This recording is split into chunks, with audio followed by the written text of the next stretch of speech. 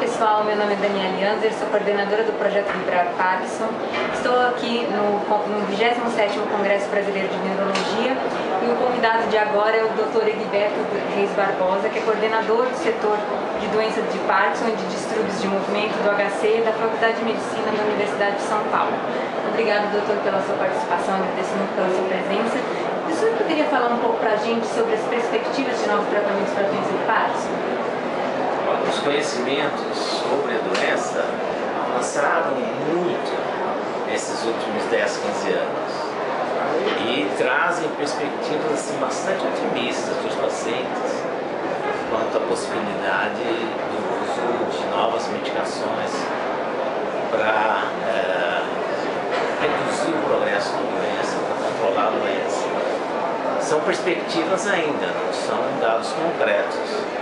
Mas existe a possibilidade de que se tenha nos próximos anos medicamentos que não vão ser muito difíceis de serem acessados, porque são medicamentos que já são usados para tratamento de outras doenças e que poderão ser úteis no sentido de deter o avanço da doença do Parkinson. Medicamentos usados no tratamento de diabetes, medicamentos que são potencialmente capazes de aumentar o ácido úrico, que tem um efeito protetor,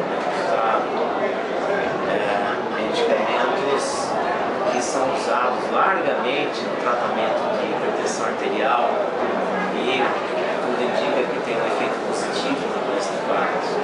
Então são várias classes de medicação que existem já disponíveis, né? Portanto, um custo que não seria alto se fossem direcionados para essa nova modalidade de tratamento, que nos próximos anos provavelmente vão entrar para o tratamento do doença de Parkinson. Dando mais opções para o tratamento da doença.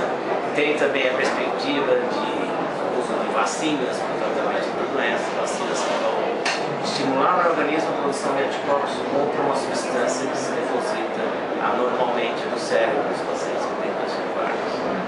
Que é a alfa-sinucleína.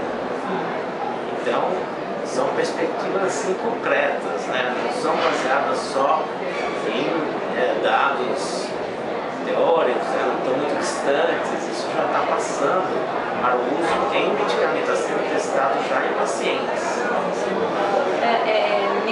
Do ano passado para agora, chegaram no Brasil dois medicamentos, né? Que já estavam no mercado europeu há um bom tempo. Com o lançamento com essas novas perspectivas de lançamento de novos medicamentos, será que vai demorar também para chegar no Brasil ou não? Como são medicamentos que já existem no mercado brasileiro, nós vamos ter esse tipo de problema. Esses medicamentos que estão sendo testados, que são usados para tratamento de diabetes e hipertensão arterial, já existem no mercado brasileiro. Então seriam de fácil acesso. Agora as novas terapias, Essas novas terapias, vacinas, por exemplo, isso sim, isso provavelmente vai demorar um tempo. Tá bom, muito obrigada, professor, pela sua contribuição. E a gente agradece também ao Laboratório CB pela liberação do espaço para a gravação dos nossos